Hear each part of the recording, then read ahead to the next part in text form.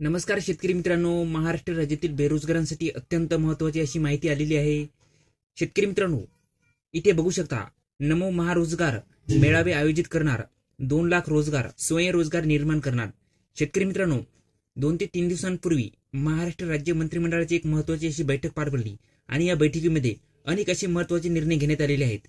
त्यातीलच एक महत्त्वाचा निर्णय म्हणजे नमो महारोजगार मेळावे आयोजित करणार।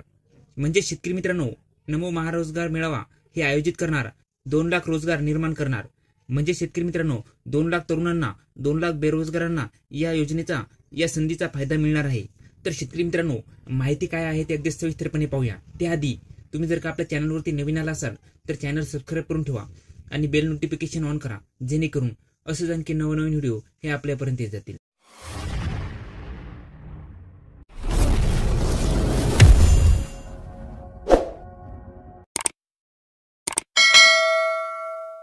शेतकरी मित्रांनो, येथे बघू शकता, छत्रपती संभाजीनगर, नाशिक, पुणे व कोकण या विभागांमध्ये महारोजगार मेळावे आयोजित करण्यास मंत्रिमंडळाच्या बैठकीत मान्यता।